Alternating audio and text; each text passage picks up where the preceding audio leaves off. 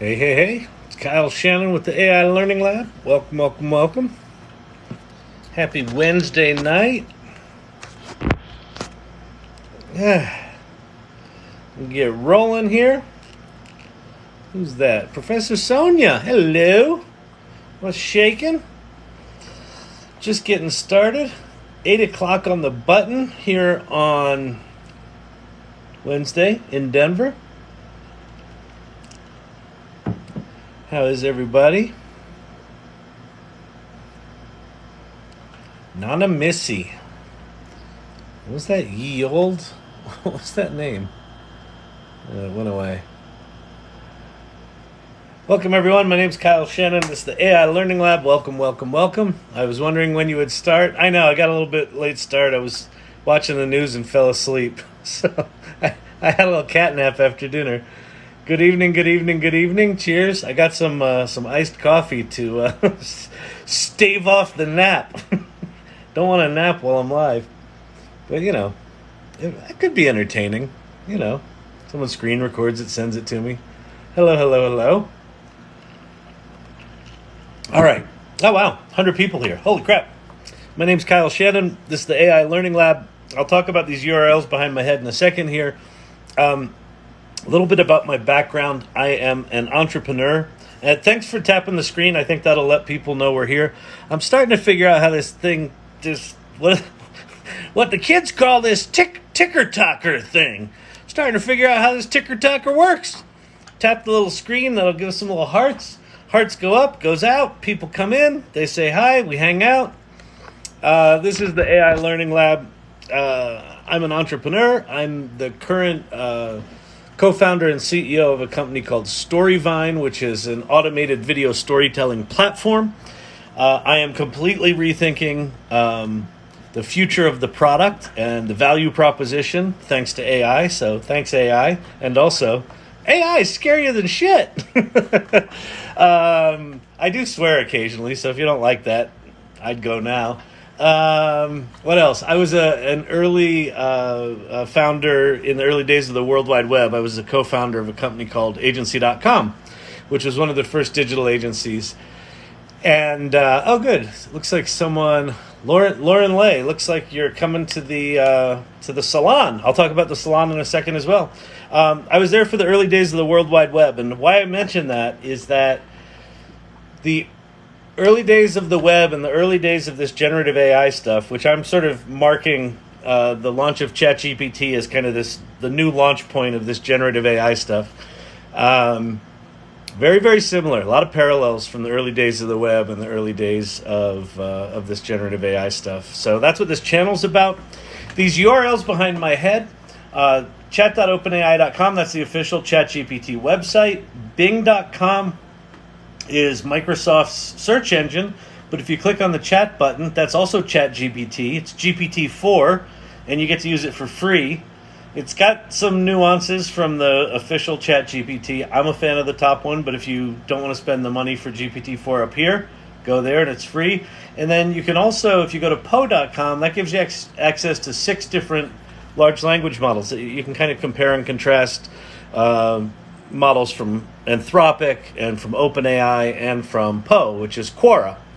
So that's that. And then prompts.chat, it's really just a document that teaches you a little bit about prompting, and then it's a whole long list of different personas that you can assign to ChatGPT, like act like a screenwriter, act like a business coach, act like a life coach, act like a, poet, comedian, whatever.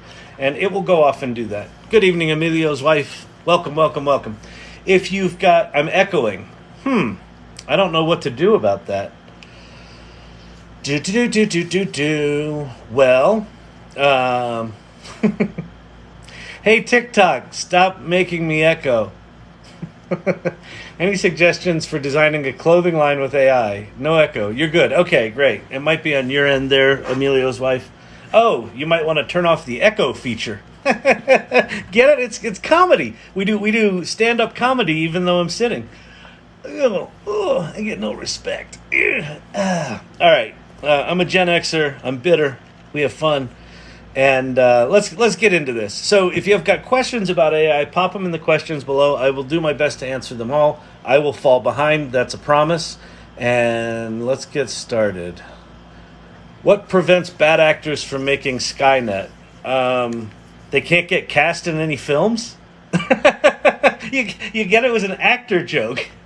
See, I got a Hamilton shirt on. That's thespian comedy. I think what you're talking about, however, is horrible people from using AI to destroy all of humanity. This is perhaps a naive answer. I think that we are early enough in whatever this stuff's going to become. And it's the reason this channel exists, right? So if you haven't played with ChatGPT, I strongly encourage you, go there and start playing while you hear me ramble. I think that anything that we do right now that bends the use of AI toward the good is going to have a disproportionately positive effect on the long-term trajectory of generative AI. Are there risks that bad actors are going to do bad shit? I think it's more than risks. I think bad actors will do bad shit. But I also think that other people are going to do remarkable stuff, like remarkably positive stuff. And so go start playing. Go start, here's the thing. Even though bad actors might make the next Skynet and might take down humanity, don't let that stop you right now from getting curious about this stuff and going and learning what it's capable of and what it can do for you right now, for your community, for your business, for your new company, for your friends. Go start playing with it. Learn about it, talk about it, share what you're learning. You're the CEO of Vine? I love Vine. No, I'm the CEO of Storyvine, which, funny story, we got in a little spat with the old Twitter lawyers over that one. Because we were there first, and after, I don't know, about a year of back and forth with their lawyers, they were like, yeah, you probably own the trademark, but we're Twitter, so go ahead and sue us if you want. So, yeah, it's life in a big city. But anyway, we're still Storyvine. But it is a video platform, which is why we got in a trademark lawsuit with Twitter. Okay, drinking cocktails like on the show. Yeah, well, if there were booze in ye old coffee, sure. But I took a little nappy right after dinner, so I'm still waking up. Okay. Thanks for your reply today. You're welcome, Troy. I want to design a clothing line with AI. Any suggestions on where to start? So let's just go play. One of the things I like to do here is let's just flip the camera around.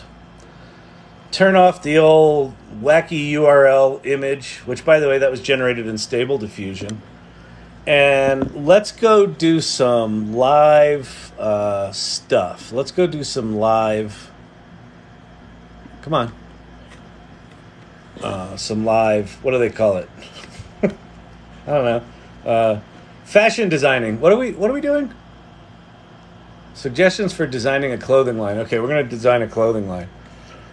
All right, so first thing we're going to do, we're going to say, I want you to act like a world-class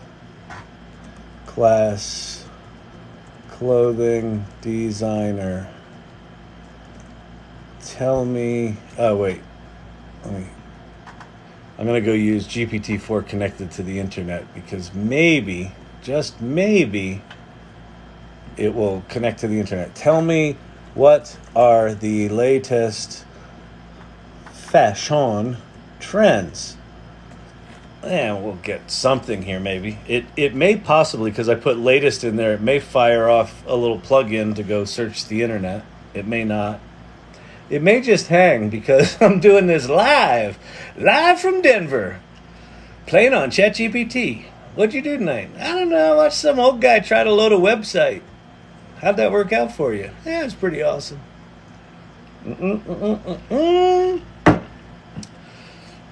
Down. Browsing the web. See, what did I tell you? I told you it was going to do that. Am I good or what?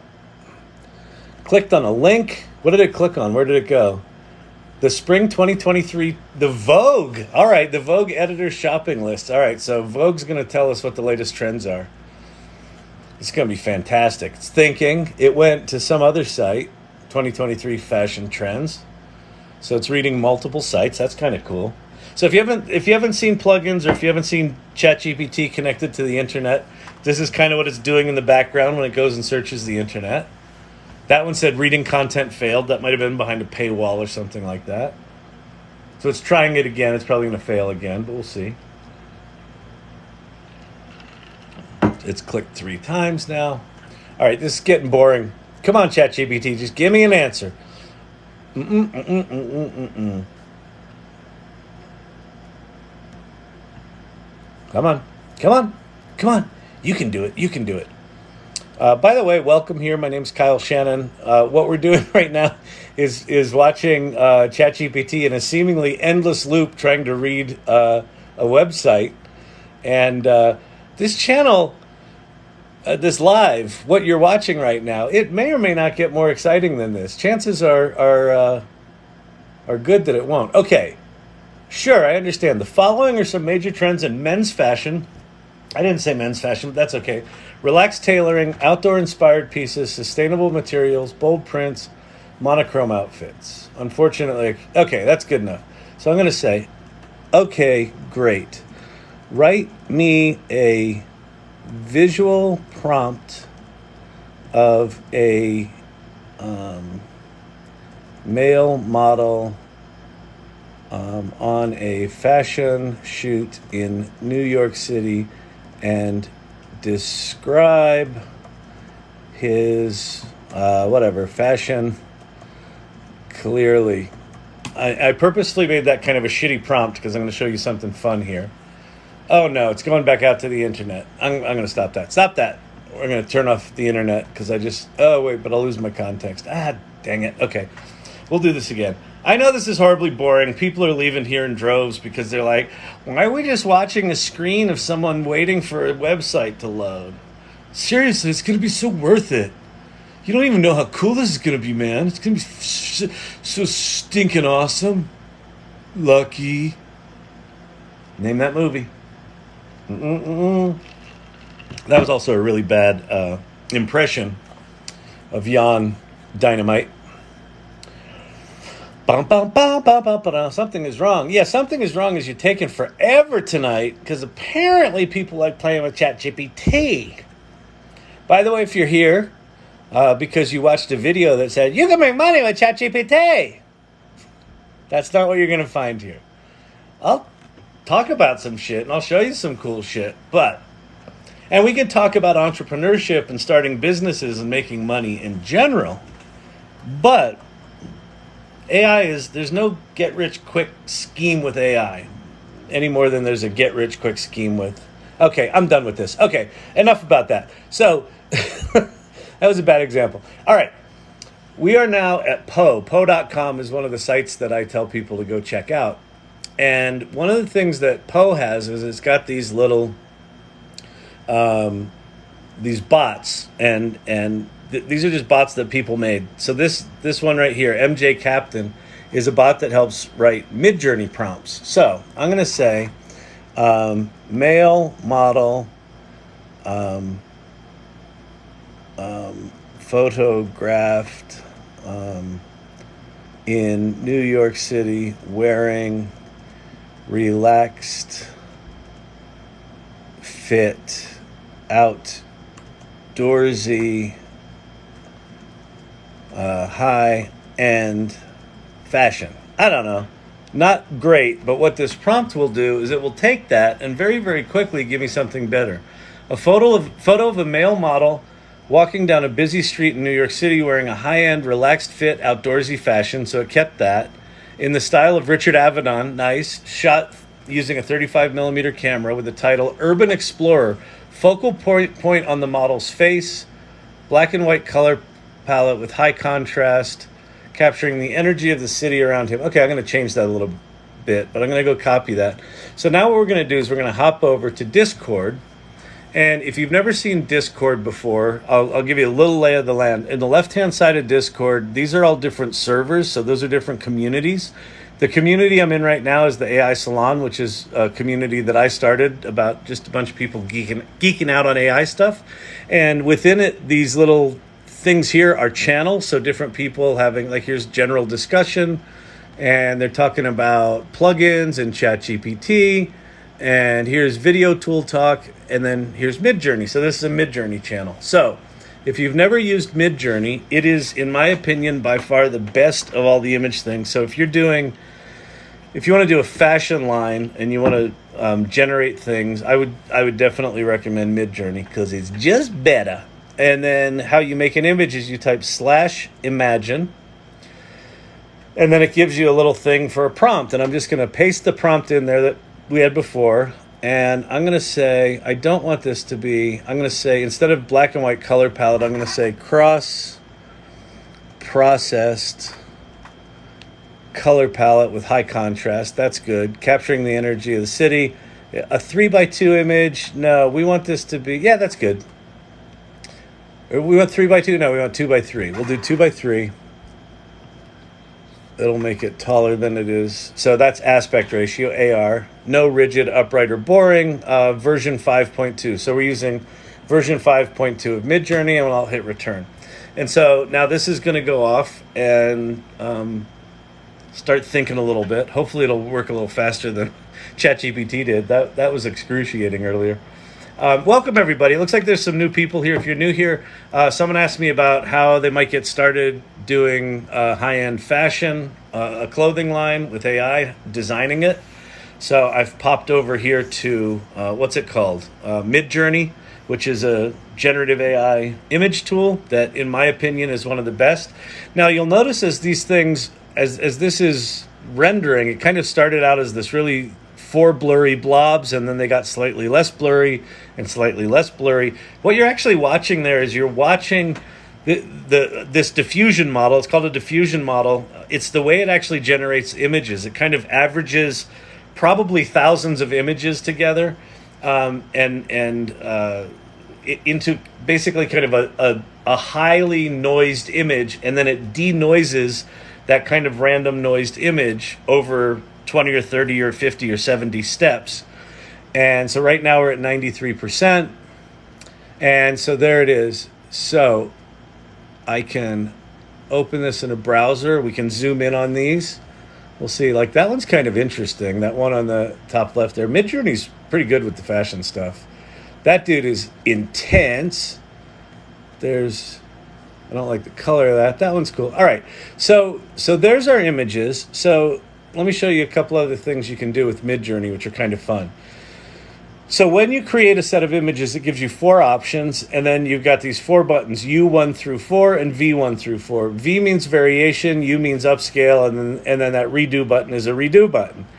So let's take, let's do the yellow one. That one's, I don't know. Let's do the third one. So it goes 1, 2, 3, 4. So I'm going to do V3, and I'll do V1 just for the heck of it. So that's going to give us 4 alternates for each 1 and 3. And it should do that pretty quickly. We'll see. All right, so here we go. This is the yellow one, obviously. You can see a yellow blob there. And I mean, this is kind of fascinating stuff where, it starts out completely blurry, and like now he's got like a face behind him here. It'll be interesting to see if that turns into a face. He's got a face behind him. Not sure what that's about. Maybe they're like billboards. That's wild. Not quite sure why that happened. But that's part of the joy here, is just experimenting and figuring stuff out and seeing what works. All right, so that one is really creepy. Let's go with the creepy one. So I'm going to upscale number 2 here just because it's creepy. And if you're asking, why did it put the picture back there? I don't know, because it did. And then you can do things like tell it not to put other faces in the picture and things like that. But I'm going to hit U2, fine band. And now it's going to upscale that. And then there's going to be one other cool thing I'm going to show you, which is the unzoom feature. So part of Midjourney is this new zoom out feature, or not unzoom, zoom out. Okay, so here's our high-end thing. Let's go look at it. That's pretty nice. This dude's head is way too small. He's out of proportion. So that's kind of comically bad, but that's okay. We'll go with it.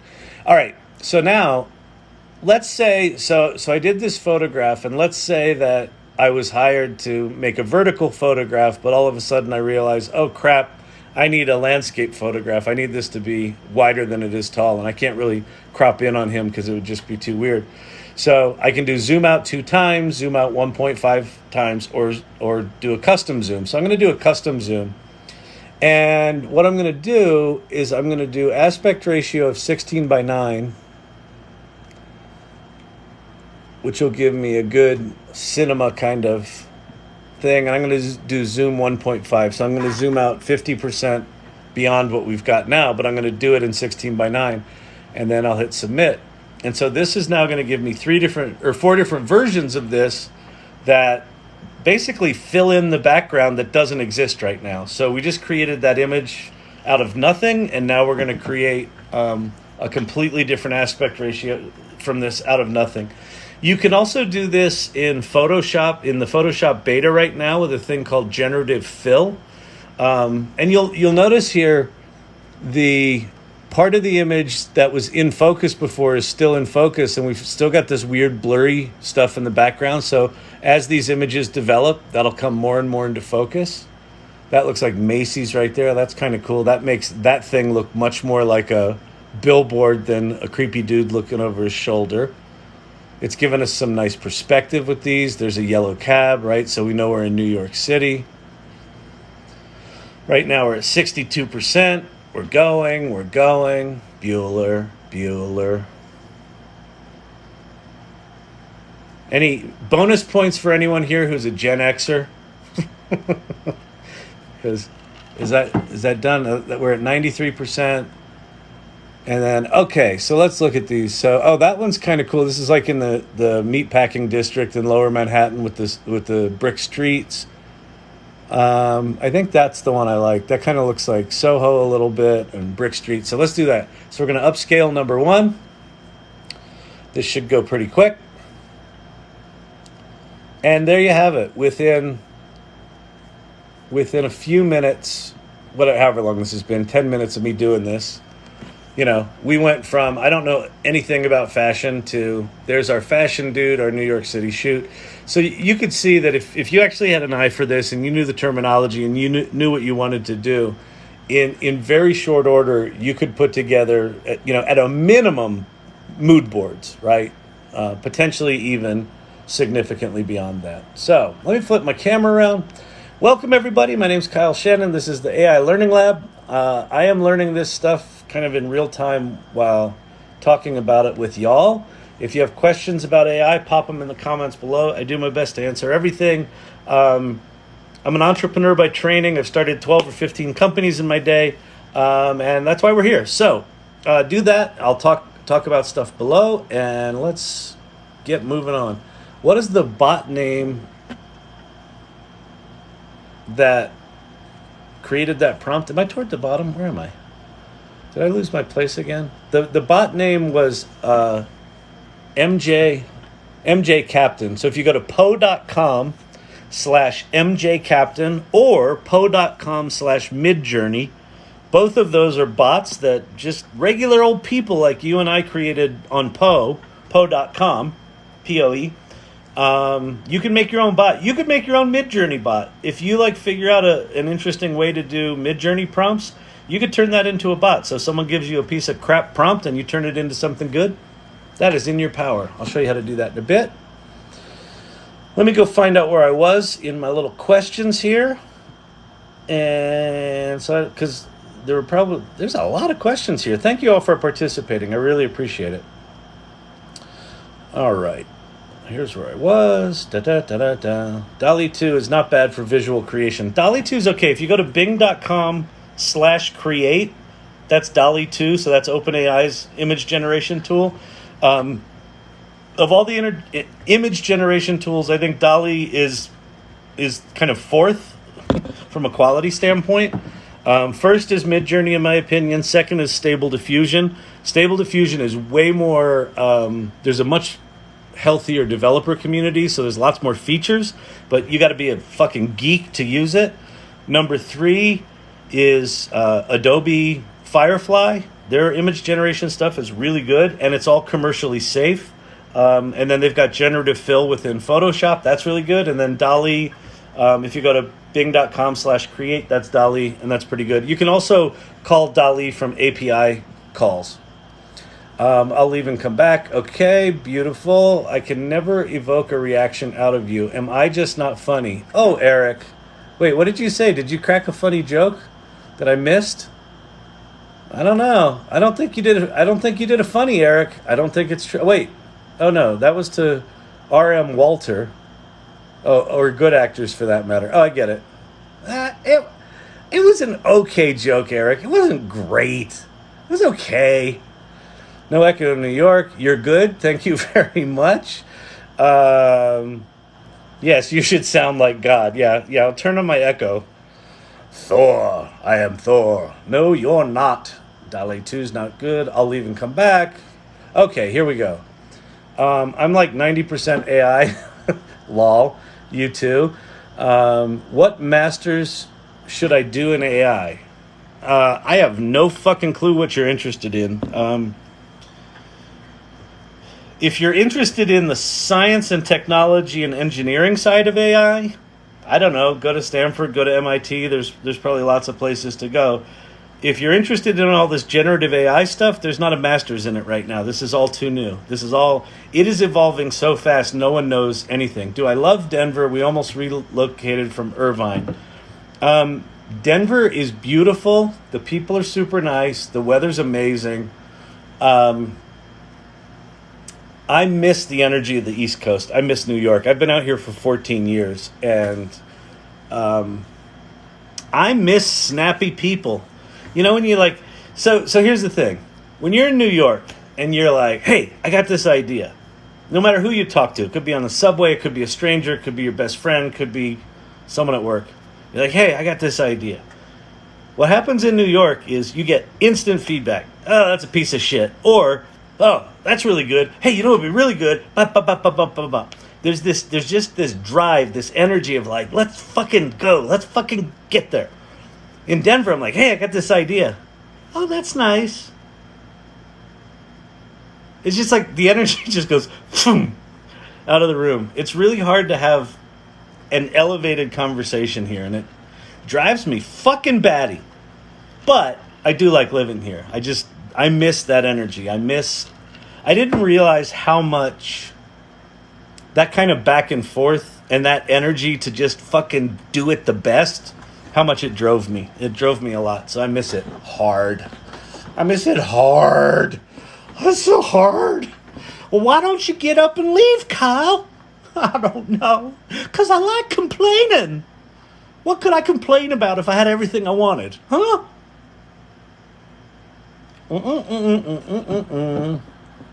ChatGPT is hype. Google of Google. Okay, Gumba Limba. You clearly haven't used it. So, whole purpose of this channel, go there, launch that, make an account. If you're too much of a sissy to give them your phone number, because they do ask for your phone number, then go to that one, go to bing.com and click on the chat button and start playing with these things. And if you don't know anything about prompting or what to do with them, or if you can't get it to do anything beyond what a Google search does, then go here to prompts.chat. That will teach you about prompting, and it'll start to give you, this document will help you start to scratch the surface of what that thing fucking makes possible. This is some of the most remarkable technology ever put in the hands of mere mortals. This represents like decades of machine learning development put into a package that is, if you use it right, indistinguishable from magic. That's an Arthur C. Clarke quote. I think it's Arthur C. Clarke. Any significantly advanced technology is indistinguishable from magic. If you think ChatGPT is just hype, you haven't used it. Go there. Honestly, I feel like everyone owes it to themselves to go use this thing long enough to have a Kevin McAllister moment, which is it's a U.S. film for called Home Alone, and the little kid was left alone, and he had this moment. You will have that moment if you play with this.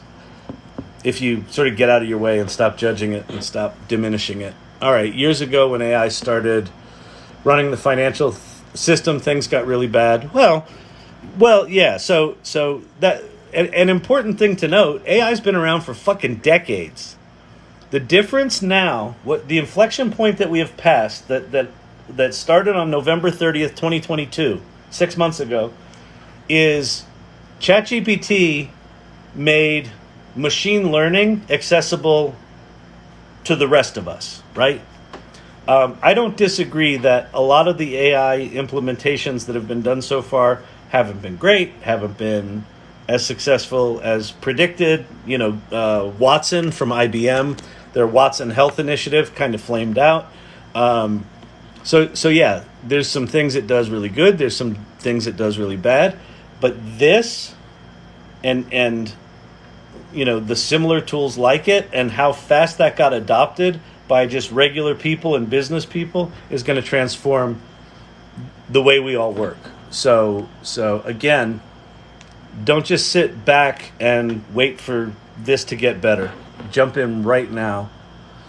Ideally, IA will reach a place where it can defend itself against bad actors. Yeah, hopefully so. And I think that there's going to be lots of efforts to do that. I think at this point there's enough awareness of the good and bad potential of this that people are now aware of it. So it's looking promising. How would you use AI to scale up productions and help with onboarding? I don't know what kind of productions, like film productions, and help with onboarding. You can have it help you put together project plans. It's really good at taking other documents and understanding them. If you're doing film production, if you use the here, let me show you something that's kind of cool. This may not be at all what you do, but I think this is something worth sharing.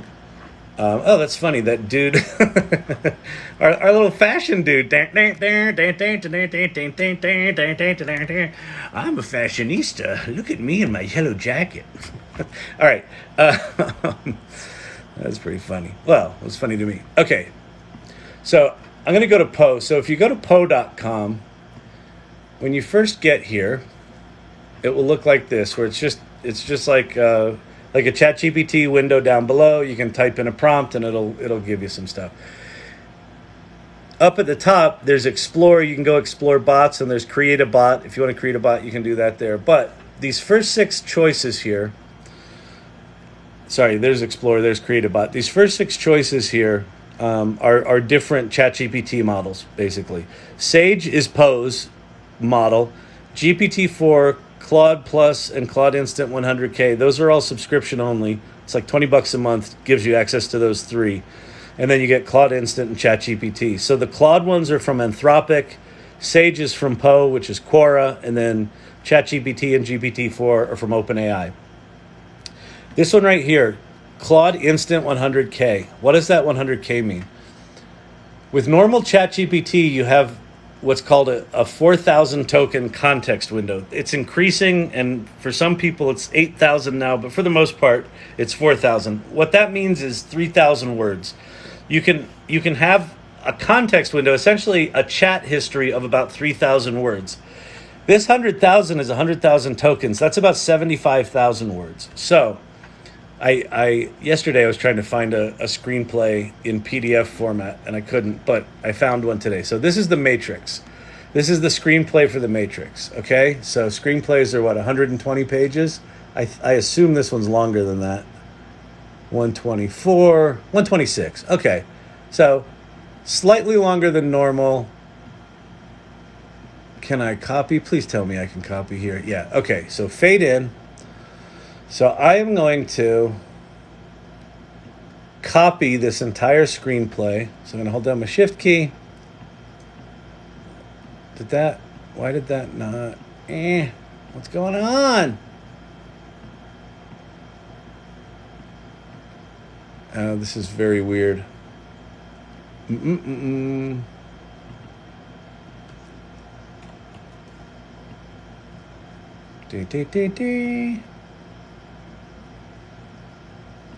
Okay. This is the shooting script, the numbered shooting script. Okay, there it is. Okay, so now I've copied all of it. I didn't get all the fade in, but I got it all. I'm going to go to Claude Instant 100,000, and I'm just going to come into this little chat box. I'm going to say, based on this screenplay, and then I'm going to hit Shift Return to do some line breaks, and I'm going to paste in all of the matrix. So let's say you're in a production thing, or you're a script writer, and someone says, hey, go read the new version of the script. Let's say,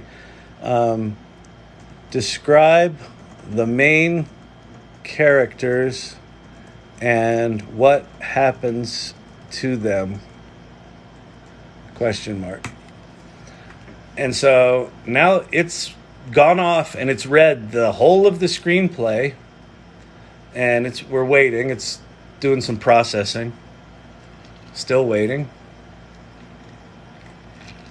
The main characters in The Matrix are Neo. He's a protagonist. The story follows his journey from being an ordinary person living in the Matrix to realize he is the one. Morpheus, Trinity, Agent Smith, agents, sentient computer programs sent by machines. In summary, these are the key events. The key events are Neo realizing he's the one, undergoing combat. So now, if I'm in production, again, I don't know what production you were talking about. I could say, please provide me a detailed prop list for Neo in the first act of the film. We'll see what it does, see if it gives us that. I didn't train it what a prop list was. I don't even know if it knows what a prop list is, but I assume it does because these models have been trained on essentially all of the internet. Here's a detailed prop list for Neo in the first act of The Matrix. Home and work computer equipment. Neo works as a programmer and a hacker, so he has numerous computers, monitors, towers, keyboards. Clothes. At the beginning, he dresses like a typical late 90s clothes for a hacker, baggy jeans, t-shirts, hoodies. So there you go. What are the first 10 locations, and could any of them be redressed versions of the same location? I don't know if that's a thing, again, but it will probably figure some shit out for us. Here are the first 10 locations. Subway station, office, virtual reality space. As you can see, several of the locations like hotels, office buildings, and subway stations could utilize redressed versions to represent similar locations within the confines of the Matrix. So that is from Poe using the Claude 100K thing. You could pop in any sort of large document like that. These models are incredibly good at analyzing big documents and helping you do that kind of stuff. So, hope that helps. By the way, if you're new here, welcome. My name's Kyle Shannon. This is the AI Learning Lab. We'll sing Hamilton songs later. We do sing-alongs every night. And these URLs behind me, that's not true, by the way. I'm a smartass. That is true. If you're new to generative AI, if you've not played with ChatGPT, that chat.openai.com, that's the official ChatGPT website. Go there. You owe it to yourself to go there. Bing.com, this is Microsoft's search engine, but it's also ChatGPT. If you click on the chat button, that's GPT-4 for free. Poe, I just showed you. It's got a bunch of things there, including that 100,000 token version. And then prompts.chat is a document that'll teach you about prompting, and it'll give you a bunch of ideas for personas that you can give ChatGPT to act like. Act like a screenwriter, act like an accountant, act like a counselor, and it'll do that. And then Futurepedia.io is just a big directory of like thousands of different AI tools, most of which are horrific pieces of shit that you shouldn't waste your time on, but many of which are so mind-blowing that you won't be able to get your head around what in the hell is coming. Good luck. How about boomer points? Boomer points are okay. You know, you got your boomers, you got your Gen Xers. We get ignored in most of the lists. We're cool with that. We're bitter. We're bitter at you, boomers. You fucked us up. All right, but you made us strong. By the way, if you haven't seen The Bear, turn me off and go watch that shit. Episodes 6 and 7 of season 2. Holy shit. Some of the best television I've seen ever. If you haven't seen The Bear at all, shame on you. All right. Kind of toward the bottom. I'm new to AI and an elder millennial. Welcome, welcome. You're on the cusp, huh? Do you know any free AIs that can create and edit vids? Not really edit. Okay, so if you want to do editing, there are probably some AI tools that do some, you know, chopping and snipping and things like that. So I would say go to futurepedia.io and just look for the video tools. Like I said, there's going to be a bunch of them in there that are going to want to charge you a lot of money, and they're big pieces of shit. So just, you know, go in knowing that. If you want to generate stuff, there's a couple of things out there right now. Probably the one that's worth experimenting with is Runway ML. So go to Google Runway ML, as in machine learning. And then they have an app, but they also have a Discord server. And they've got this thing called Gen 1, and they've got one called Gen 2. So Gen 1, you can upload a short video clip and then give it a prompt to basically use the action from that video clip, but give it a completely different visual style. That's pretty cool.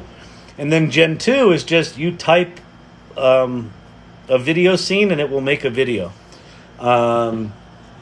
That's relatively new technology.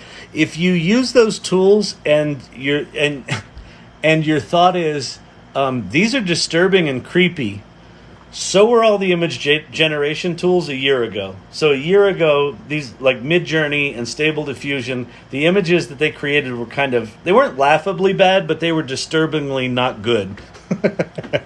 That's where the video is today. So just sort of imagine it a year from now, and it will get really good. So hopefully that helps. All right.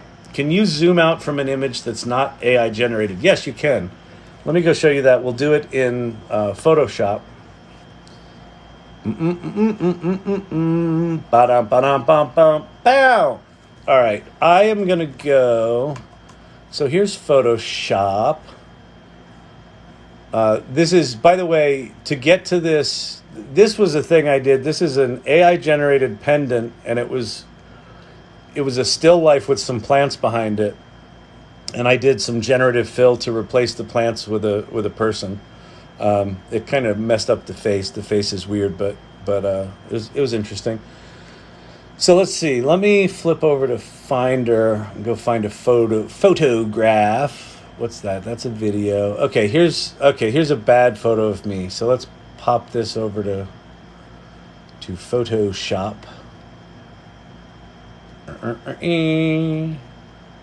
Did it bring it in? Oh, I see. It brought it in as a. So I'm going to cut that. I'm going to go new. Wait, let me do that. Oh, I see what it did. Hang on a sec. New. Paste. Oh, damn it.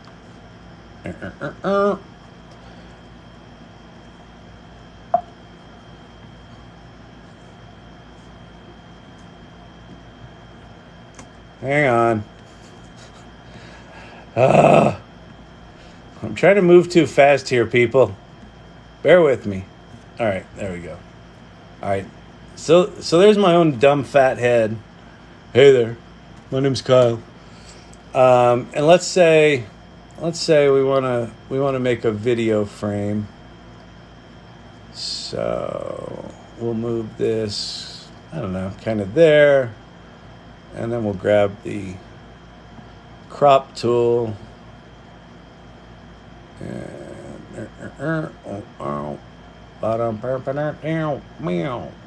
oops.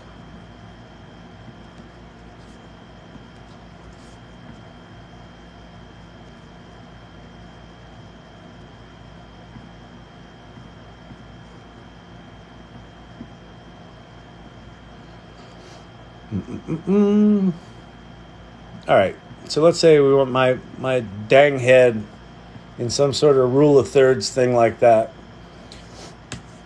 So what I can do is I can just grab a little photograph of myself here. I'm selecting that. Let me make it a little bigger so you can see it.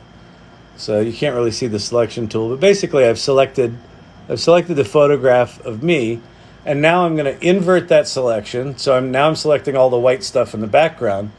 And you'll notice there's this little contextual menu thing here. That's part of the new beta. And that what that button says now is generative fill. So I can either just hit return and it will sort of figure it out, or I could type in modern office with impressive whiteboard and windows. And then I'll hit generate. And, oh, I've got to quit Photoshop. Oh, my God. Why? All right, let me save this. Let me save this image. We'll do KS test. Where are we saving it? Desktop. All right, it's going to be so good. What'd you do tonight? I don't know. I watched some guy try to launch Photoshop. That sounds awful. It was kind of bad. Okay, so I'm relaunching Photoshop Beta, which the code name was Strawberry Letter, apparently. Okay, so we're back here. We're going to make it big again. I'm going to select this photo again. And we lost almost everyone in the chat. This is just the diehards now. We're going to invert the selection. And so now I'm going to do generative fill. I'm going to say modern office with impressive whiteboard and windows. And we're going to say generate. And so now it will go generate some stuff. Time to update. Oh, I guess there's a new build of this version of Photoshop. So there you go. So that is an office, and it'll give us 3 versions of that.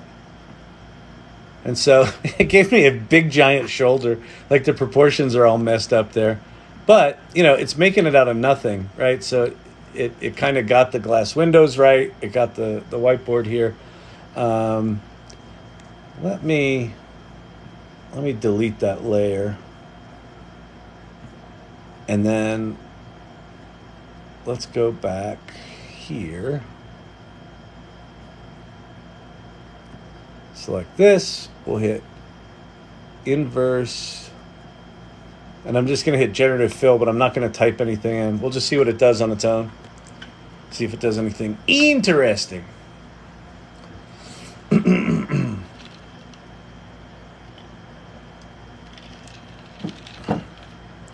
If it's more or less better. Oh, it gave me an office mate. He's got some sort of Lego toy or something there. That's actually not bad. Some bikes, although it's really janky back there. That's actually pretty good. That again, it sort of messed up the shirt a little bit here, but that's generative fill. So yes, you can do that with any image. You can also completely replace the image and just generate it wholesale. All right, let me flip yon camera back around. Hello everyone, I'm back. If you have questions about generative AI, pop them down below. I will do my best. Denver is boring. I was just there. Brooklyn is great. That's why it costs way more. Yes, I agree, David Horton. I concur. How do you answer the questions about AI from audience in live, sir? Well, Jesus Christ is my Savior. I read a question like the one you wrote, and I talk words out of my mouth. I don't know. And if I can't answer them, I won't answer them. All right, lol, that's why I feel like I could never leave Miami. Yeah, exactly. I know. I need to get back to the East Coast. That low-key energy happens in Alaska, too. People want to be polite instead of helpful or honest. Agree. Fun fact. If you Google, you break the internet. I like it. Fun fact, if you delete your recycle bin, you break your computer. That's good, Eric. See, that was good. That was clever. Oh, you did the other fun fact. Eric's in here. Eric needs to be a stand-up. Eric, start a TikTok. I think you could do this. I've been working on SMS version, but need some feedback. Okay, cool. I'm happy to play. Gen X here. Welcome, Gen X. Gen X crowd, woo! It's crazy good. I don't know what you mean. I assume you meant Midjourney. I used AI today. Good. Good. Use it, share it, go to chat.openai. Do me a favor, since we lost a bunch of people when I was trying to run Photoshop. Tap the screen, give me a bunch of likes, and maybe that'll let some people know we're in here having a good time. They'll want to come in and play and watch an old guy try to use TikTok in his computer. Marge, how do you turn this thing on, Marge? The computer's off again. The screen went black. Do we got to take it to the Apple store? I love ChatGPT. I want to be able to create a digital package of top prompts. You should be able to do that in about 10 minutes. Have it write it for you. How do you answer questions? I answered that. I answer questions by answering questions. It is magic. If you can't distinguish the difference between something and something. Kevin McAllister moment. You realized mom and dad left for France without you. But that's not that he realized they left him. That's that he put on the dad's aftershave. But still, good moment. I'm surprised by what ChatGPT is capable of every single day. You and me both. I've spent the past 2 days working on a big proactive project for a client that I would not have done. What I did for the client is way above and beyond what's reasonable. And I put in an hour or two. But for me to do what I did traditionally would have taken me 2 or 3 days. And I wouldn't have done it. And it's astounding. It's astounding. You have a big, long document and you're we should kind of expand the focus and add in this concept and that concept. You can take that whole document, paste it into ChatGPT and go, hey, I wrote this. I want to add these two concepts, focus less on A and more on B. Give me a draft. Out it comes. And it's good. It's fucking amazing. It's just amazing. Where do you find the best prompt? I am if you're a really organized person, which I'm not, I have ADHD, like the laminated card version, the really good version, the good kind. So my prefrontal cortex is just a block of cheese, so I have no executive function. So if I were good at that shit, I'd have a whole spreadsheet or a database or a Notion set of notebooks organized in 16 categories, but I don't. There's prompts.chat will give you some. There's a bunch of different prompt libraries. There's one you can pay for them. I wouldn't recommend that at all. I would really just recommend start getting your head around. Here's the biggest thing that made a difference for me with prompting is you don't have to have the perfect prompt. What you actually have to have is the right mindset. And I know that this is going to sound weird and creepy. When you use Google, here's what Google has trained us. For the past 20 years, Google has said, write the most concise version of what you want to find as possible. Don't put in extra words. Don't confuse me or I'll give you wrong shit, right? So just give me the shit you want to search for and then I'll give you the 40 choices. ChatGPT kind of works the opposite, where if you give it very little, it will oblige and return very little. It'll just return generic shit.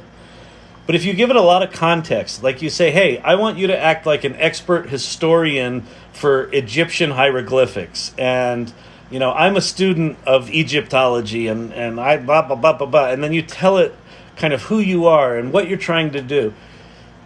It will oblige you, and it will get better and better and better. And it's just the nature of how the tool works. So I would strongly encourage you to just really start thinking of ChatGPT more like think of it like this. ChatGPT is the smartest intern you've ever hired that needs an incredible amount of guidance. Oh, and by the way, it lies a lot. It will lie to you. But you give it lots of guidance and sort of think of yourself as the pilot, it is the co-pilot, and just start playing with it like that. And you'll kind of discover your own kind of prompts. But there are lots of tools out there, but just copying and pasting prompts isn't going to teach you as much about how this stuff actually works. I've incorporated ChatGPT into my daily workflows, so much so that I subscribe to the service. That's awesome, Albert. Yeah, it just speeds things up. Chat is amazing. There's nothing natural about natural language processing, learn prompt engineering. Yeah, I think learning to prompt right now is a valuable tool. I think in 2 years, all this stuff's going to drift into the background. It's going to be much more automated. And if you want to see an example of that, there's a plugin for ChatGPT called Prompt Perfect, where you type the word perfect before a prompt and it will rewrite it for you, kind of like the Midjourney stuff I showed earlier. So yeah, ChatGPT is amazing and currently dictating my waking hours. It dictates mine. It sometimes wakes me up thinking about it too. I'm like, oh, I could do this with it. It's like, come on. Cybersecurity of the future. Good robots and bad robots fighting on the internet. I think that's right. I was talking to a group of people that work for like a foundation. They write grants and read grants and give out money and shit like that. And I was explaining ChatGPT, and this woman goes, well, wait a minute. If it does all that, couldn't someone writing a grant proposal just write it much more quickly? I'm like, yeah, they could. And then she goes, well, then couldn't the people reading those grant proposals read them much more quickly? I'm like, yeah, they could. And I said, you can imagine a future where the robots do the grant writing and the grant reading. And then I said, and then what's left? What's left is you get to talk to the human beings, right? So kind of there's a very good chance that these technologies automate out all of the soul-crushing, time-consuming, repetitive, just, exhausting drudgery work. They automate all that shit, and we get to return to connecting as human beings. It might return us some empathy and some human connection and things like that. That's where I'm hoping it goes. So even though cybersecurity of the future was meant as a joke, Eric, which as a stand-up, you got some work to do on the writing, but I like the spirit. I think that's actually not too far from where things could go. Don't trust it because it learned good info and bad info, more bad than good. Well, sure, possibly. But if you understand how these things work, it's worth Googling. There's a YouTube video of Andrej Karpathy from OpenAI speaking at the Microsoft Developer Conference, talking about prompting and how the prompts work and how the tools work. And one of the things that he talks about is he uses an example of a math equation. And if you go to ChatGPT and you're like, here's a math equation, go solve that math equation for me. What it will do is it will go out and look at everything it's been trained on, which is essentially all of the internet, right? All the public internet. And what he talks about there is in all of that data, there's this professor that solved that equation correctly, and that information's in there. And then there's this student that didn't solve that equation correctly, and then 30 fellow students, 15 of which didn't solve it correctly. So if you just say, go solve that math equation, it's going to look at all of what it's learned related to that math equation, kind of amalgamate what it's learned, and give you some sort of answer. It's just spitting out individual words, so it looks like it's solving the equation, but that equation might be wrong because you didn't narrow the search. because you just said, go solve this math equation. But if you tell it, I want you to act like a Stanford math professor that specializes in this branch of mathematics, and here's this equation, and I want you to not only solve this problem, but I want you to show me the order of operations of how you did it. What you're doing is you're increasingly narrowing what's called the latent space of the information that it's looking at, and you have a much higher likelihood of getting the right answer. So don't diminish what it does and what it makes possible without really understanding how it works, because otherwise you run the risk of getting left behind, because this stuff's coming really, really fast. Yo, make it rewrite the Matrix with Batman and the Joker. We can do that. All right, let us go.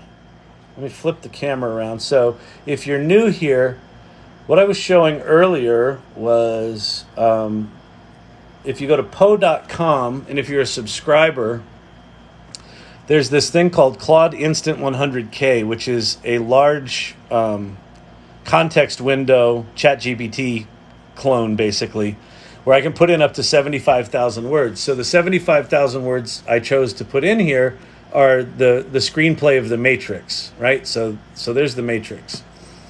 And then I was asking it about plot and characters and things like that. So what did you say? Rewrite with Batman. Wait, where did it go? Oh, TikTok just blew me out of here. Damn it.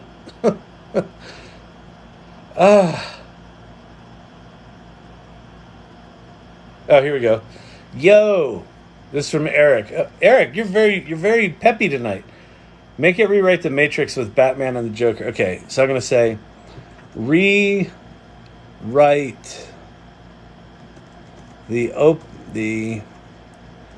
opening scene of a version of this screenplay that also features Batman and the Joker.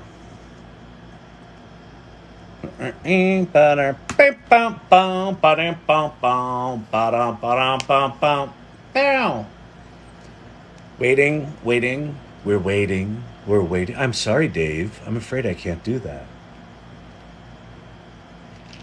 Here's my attempt. Computer screen night. Computer pulses on a dark computer screen. A beating heart. A phone begins to ring. The cursor as the trace program activates. Yeah. Data flashes on screen. Call trace initiated. We recognize the voices as Batman and the Joker. The Joker. Good evening, Batman. I thought I'd give you a call. Batman.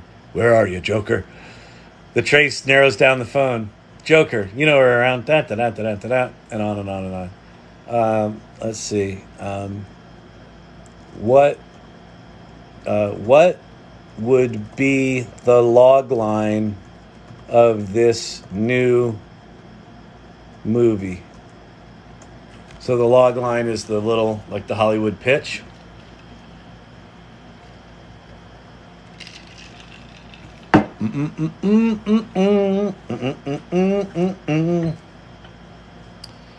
Here's a possible log line. After discovering he's actually living in virtual reality created by artificial intelligence, a hacker must harness his newly humanized superhuman abilities to rescue his mentor from the clutches of agents, while also confronting a deadly chaos unleashed in Gotham's most notorious supervillain.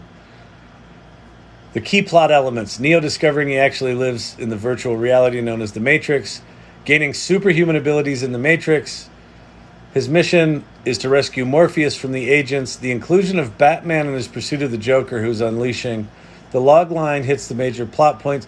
So I'm going to say it seems, let's see, it seems like you just duct taped the Batman characters onto the existing plot. Can you give me an original idea where it is more fully integrated? Question mark. So one of the tricks with these tools is if it gives you shitty work, tell it gave you shitty work and tell it what you want better. I mean, that's the kind of the role of humans in these is, you're the director, you're the conductor, you're the pilot. It's there to serve you. Neo Discovery lives in a virtual reality known as the Matrix. However, instead of facing mundane agents, Neo encounters some of Gotham City's most infamous villains within the Matrix who are working for the AI. So, let's see. Rescue his mentor Morpheus, who's been captured by the Joker. The Joker's testing dangerous joy buzzer devices on Morpheus that threaten to drive him insane if activated. Takes the role of Nightwing. So yeah, so there's a version of the plot that's actually decently integrated. So yeah, you can, even though you may have been joking there, Eric. See, we can go on the internets with that ChatGPT, and we can make some shit happen. We can rewrite some screenplays. All right. Welcome, everybody. If you got questions about AI, pop them below. I'll do my best to answer them. Could I connect this via API to my Bubble app? Yes. You can make all sorts of cool shit with Bubble and the OpenAI APIs. They are in there. What the heck? And I am having issues finding a job. Wait, what the heck? And I am having... Well, start playing with this stuff and talking about it. Everyone that I know that is actively playing with AI and putting it out there that they're playing with it is having good luck getting jobs. In fact, a good buddy of mine, this is crazy, a guy that I work on a newsletter with, he just got a major new job, largely because of the stuff, the newsletter that we're doing on AI. He's like a massive increase for a big public company. Is this answer a copy and paste of someone else's answer? I don't know what you're talking about. Possibly. Is what answer? I don't know what you're talking about. Do you pay for the Claude Instant? No. Well, Claude Instant 100K you have to pay for. Claude Instant you don't. And Claude Instant's really fast. Claude Plus, GPT-4 and Claude 100K you have to pay for on Poe. Sage, Claude Instant, and ChatGPT you don't have to pay for. And the bots you don't have to pay for. What work production for employees, I think is what he meant. Yeah, I don't quite know what his question was. The Bing AI is better, in your opinion. That's interesting. The GPT-4 for me here is not as good as GPT-4 at OpenAI, but if you find it's better, that's the thing that's why I have these different models here. Different people have different ways of approaching this, and if Bing works for you, listen, that's GPT-4 connected to the internet, and it's free, so if that's better for you, fucking more power to you. The whole point of the channel is just, if you haven't played with these things, go play with them. Go play with them until you have your Kevin McAllister moment. Then you can decide it's all a bunch of bullshit and you're not going to deal with it. But I don't think you will, because everyone that I know that has gotten their head around this thing says, holy shit, it can do that?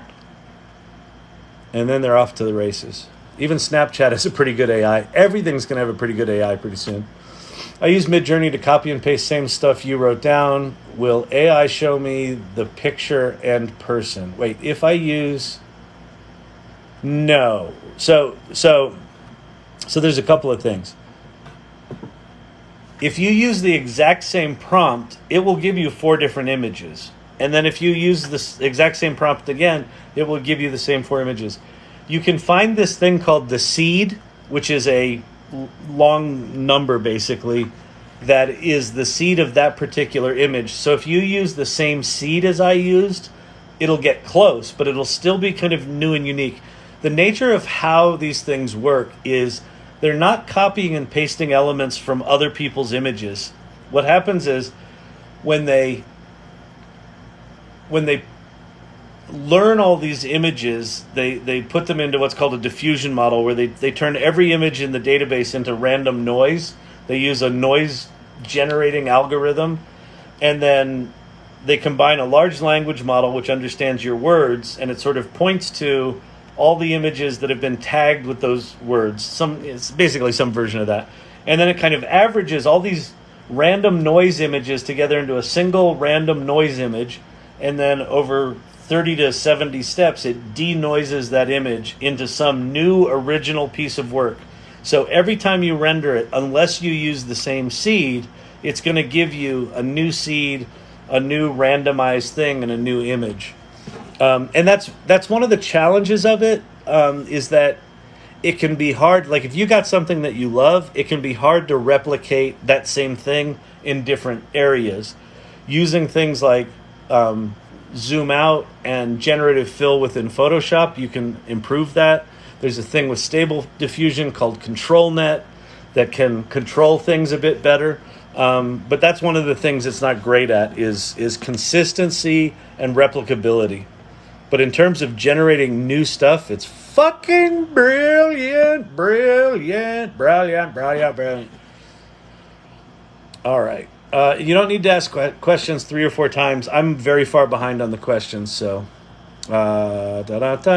remind me where I find prompt perfect, please. Okay, so let's go show some prompts, and I will show you prompt perfect. Okay, so we're going to go to ChatGPT.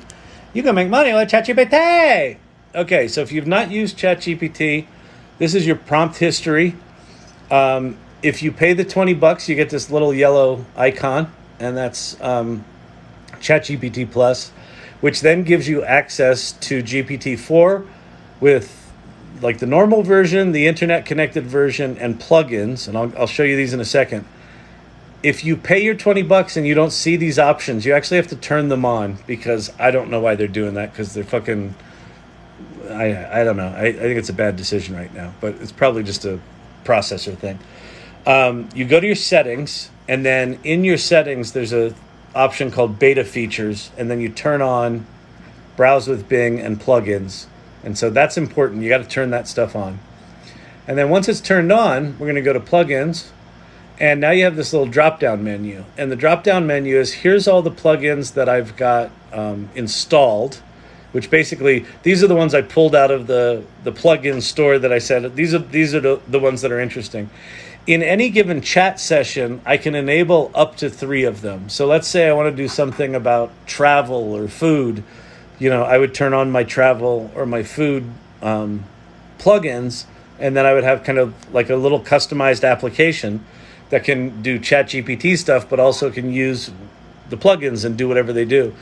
So the one that's called Prompt Perfect is a plugin, so you just turn that on. And then the way it works is you type the word perfect as your first word of your prompt, and then you type a crappy prompt and it will rewrite it for you. So let's say create a meal plan for me for the week that isn't boring, but is keto friendly. All right. That's kind of a crappy prompt because it's generic and whatever. And so because I typed the word perfect in front of it, it fires off prompt perfect. And now it took my crappy prompt and it rewrote it. Please design a weekly meal plan that adheres to the keto diet, ensuring it is both interesting and diverse, with a focus on providing a detailed and comprehensive response. Cool. And then so it now gives me that.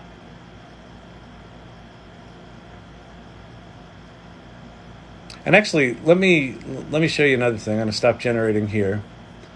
I'm going to go copy that initial prompt, and I'm going to go turn on 2 plugins, because this is kind of cool to watch this. I'm going back to plugins. So I've got Prompt Perfect there, and I'm going to turn on Instacart, because we were doing a meal plan. So now now I've got Prompt Perfect and Instacart. So I'm going to take that same prompt. I start with the word perfect, create a meal plan. So it should fire off Prompt Perfect. It did.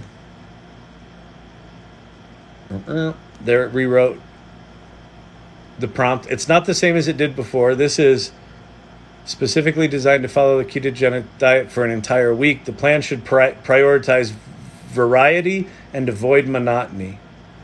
So there's day 1, day 2, day 3, day 4, day 5, day 6, day 7, And notice what it did here at the end. Would you like me to create a shopping list for these meals using the Instacart plugin? So all I have to do is say yes. It knows the plugin's in there. It knows it can create me a shopping list because of how that plugin was described internally. And now it will probably fire off the Instacart plugin. It should. Boom, there it goes. And now it's going to give me a link to that shopping list, and I could have those groceries delivered to my door tonight. Oh! Someone's here. Champy. Champ.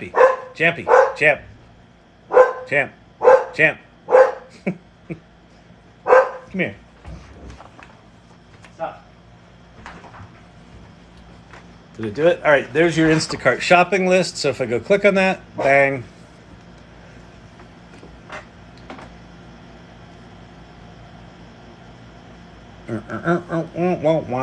And there's all my stuff.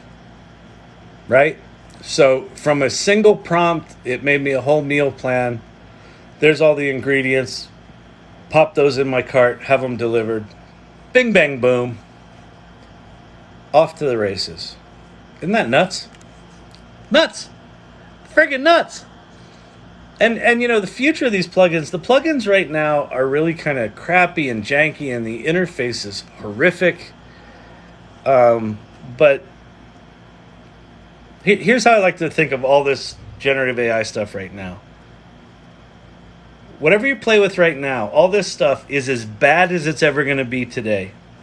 So if you think about the amount of time it would have taken you if you wanted to go Google a meal planner and find a website and sign up for it, and most of them charge you money, and and then go make yourself a list, and whatever, however long that took.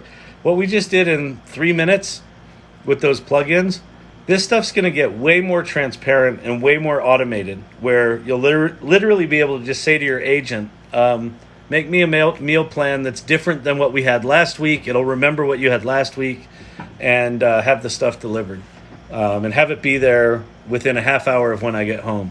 And it'll know that kind of stuff. So I'm here to tell you how stinking adorable you are. Well, thank you very much. I appreciate that. Is it a little warm in here, or is it me? Oh, wow, I do declare.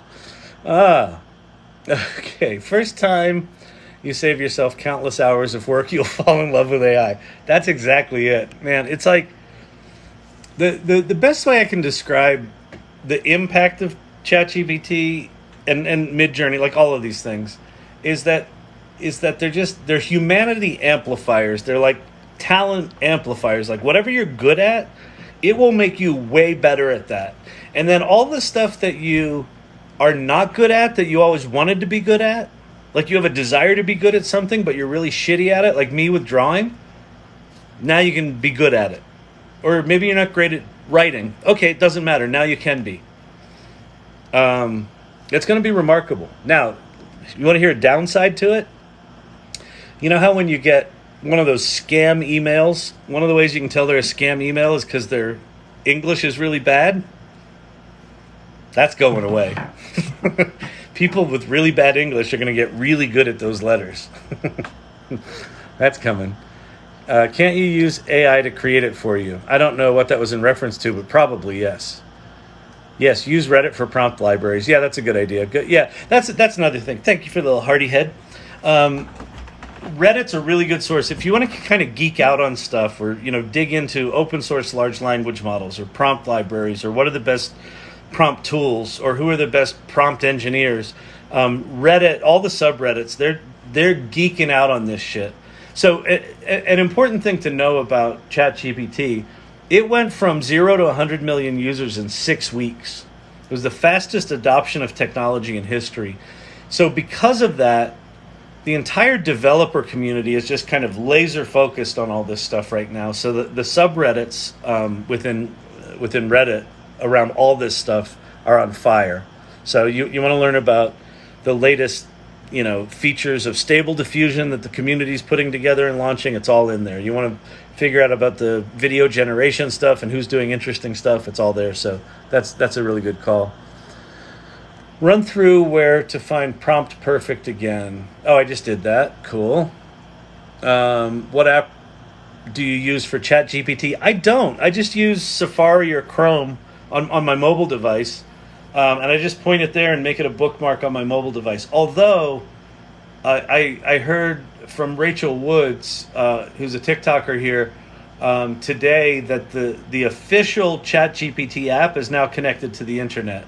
But it's for Plus users only. So if you pay the $20, the iOS version of the official OpenAI app for ChatGPT is now connected to the internet. But I just use the website because it's really good. It's a very simple website. What's a prompt? Okay, so the prompt is just basically the query that you type into ChatGPT to prompt it to do something. So explain quantum mechanics to me as if you were Shakespeare. That's a prompt, right? And you can get really clever with them. You can put really basic things in. If you put in things that are too basic or too concise, it doesn't have enough context to kind of narrow what you really want, and it'll tend to give you generic kind of bullshitty kind of answers. So the whole idea of prompt engineering is really understanding,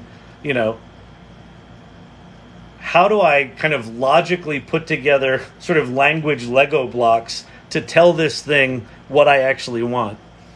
And the trick for me is, don't think of it like you've got to write the perfect prompt at once.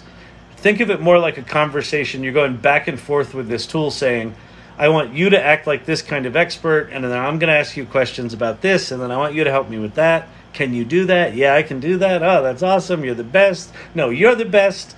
Oh, Bubba. I love you, Bubba. I love you, Bubba. Think of it like your Bubba.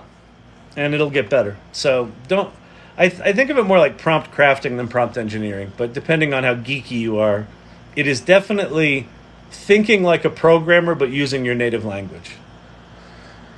Googling on ChatGPT has been the biggest challenge for me, having to switch that mindset. Yeah, exactly. That idea of it's just not Google. It looks like a Google search engine, but that's not what it is. And that has taken me a while to get my head around as well. Which prompt formatter do you suggest for Midjourney? I don't know. There's a bunch of them out there. Those bots that I used on po.com/Midjourney and po.com/MJCaptain are both good. The other thing that you could do if you want to practice your prompt crafting is go find, there's websites out there that will sort of give you the syntax of a Midjourney prompt. Like, here's all the options you can put in, right? Here's the modifiers and the illustration styles and the photography whatever bits and all sorts of different elements. You could take that documentation, paste it into ChatGPT, say, I want you to read this documentation on Midjourney, and then I'm going to put in a prompt, and I want you to give me back a well-crafted Midjourney prompt. So you can actually create your own bot to do that, which would be good practice to just practice your prompting. Thank you, I'm Gen X. I try give it as much descriptive info for specific requests. I'm getting better. Yeah, Michelle Donald, that's kind of the trick, is just keep experimenting with it. Just keep, when it gives you 5 shitty answers in a row, don't give up on it. Just keep telling it why it's shitty. Like, that's the thing. Again, I equate this very much to like working with an intern. You get an intern and you're all excited and you're like, okay, I want you to come up with a marketing plan. And they go, what's marketing? And you're like, oh God. Okay. Here's what marketing is. So what's a plan? Oh, and you spend that first, 4 hours or 4 days or 4 weeks with the intern trying to just get him to understand the base concepts so that you can then have him go off and do some research. It's very much like that. It's much more compressed time-wise, but giving it that context is really the key to making it better. You just gave me my next job. Good. I don't know what I did, but is that the stand-up comedy? Yeah, start a TikTok channel, Eric. I think you'll be good.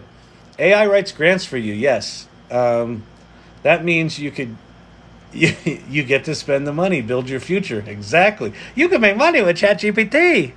Just have it write you a grant, submit that grant, get paid for that grant, and go spend the money. Exactly. Let's hope. A cybersec joke was tongue-in-cheek. I figured it was. But it's still not far off from where I think it's headed. I'll get ChatGPT to write my jokes. One of the, in prompts.chat, one of the early things is act as a stand-up comic. And I've had it act as a stand-up comic, and it's pretty shitty at writing jokes. It understands the mechanics of a joke, but it doesn't quite understand jokes. So it will occasionally stumble on something that's funny. I get ChatGPT to write my jokes. Yep. So a question, go on. Fake news. Okay. Biggest social challenge to me with AI is that people anthropomorphize AI. That's going to get worse, Eric. So I think that so right now ChatGPT just kind of looks like a Google search form. I think what it's going to start to look like is like your little buddy, like an agent that is either your little friend. It's people joke about, well, maybe they should bring back Clippy. Remember Clippy from Microsoft? If you're a Gen X or millennial, you know Clippy. Clippy was this failed AI sort of recommendation engine living within Windows. It looks like you're trying to write a business letter. Pring, want me to help you with that? And it was just fucking awful. I think there's going to be effectively a more sophisticated version of that I'm sure Apple's going to have an amazing one. I'm sure there's going to be something within Windows that's like that. I think that where ChatGPT goes or where Poe goes, where some of these things go, is that right now, like, Poe has all these bots, and all the bots are just kind of these type in the thing. I can imagine in the future those bots become like 3D avatars and they actually talk to you, and I can have one that talks like Shakespeare, and I can make my Shakespeare bot look like Shakespeare, talk like Shakespeare, and you can actually interact with it like you're having a conversation. So I think the anthropomorphization is going to continue. And I think virtual companionship is, there's sort of the sort of uncomfortable, creepy version of that. But I think there's also a really healthy version of that where you could have virtual physical therapists that are available 24/7, or, virtual like assistant, therapists, where you have your real therapist, but you have kind of a virtual version of them that you can talk through things. And if there's something serious that needs to get escalated to the real person, the bot will be good enough to do that.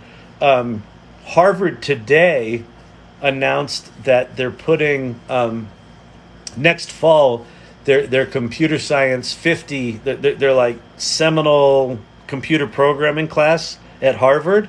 The teaching assistant's going to be an AI bot. So it's going to check your code, it's going to help you debug, it's going to help you document.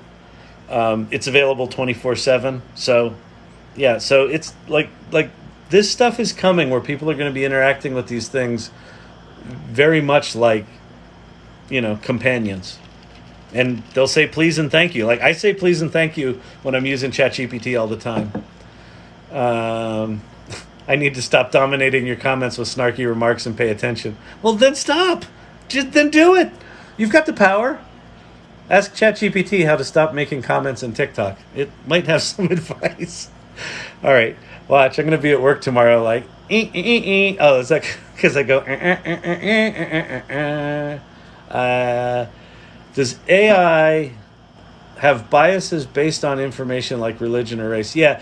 In fact, so when I first started doing these lives, I was explaining a lot about biases and how they work and how biases get in the models and how to get them out of there. And I got banned twice in a row when I started talking about bias. So I'm not going to talk about it because they kicked me off for 7 days. I don't think I said anything, but it was just, I guess because I was talking about bias, it's like, oh, this is political discourse. He's saying bad things about bad people or bad things about good people or whatever. or someone reported. I don't know what it was, but it doesn't matter. But yeah, I mean, it's so the way OpenAI fine tunes their model, so they train it on kind of all of the internet. So the internet's going to have whatever biases it has. So it's been trained on all that shit. And then the way they train it is with human reinforcement learning. So it's basically people going, yeah, that's a good answer, that's a bad answer, that's a good answer, that's a bad answer. Well, people are biased, right? So that introduces bias. So there's a company called Anthropic. So if you go to Poe.com, 3 of the models there are called Claude, different variations of Claude. That's for a company called Anthropic, and they have this thing called the constitutional learning model. So instead of humans going thumbs up, thumbs down, they've got a constitution like, do no harm, increase prosperity, whatever, don't cause pain, whatever the constitution might be. And then the way the system works in a dramatically simplified version is when it generates an answer, it compares that answer against the Constitution, and it will iterate on the answer until it can pass the Constitution, right? So systems like that are going to start to even out the bias. And here's the thing about bias is that everyone's got biases. So the model that doesn't look biased to me is going to look completely biased to you. So I think what we'll see in the future is you'll have multiple models that you can choose from, and you can kind of opt into the value set of your choice. That's my guess. I don't know that it's going there, but there's not a single perfect model because human beings are fucked up and biased, and that's just the way it is. To access prompt perfect, do I simply put perfect before my prompt? Yeah, you go to GPT-4 with plugins, you enable prompt perfect plugin, and then just type the word perfect in front of your prompt, and that's all she takes.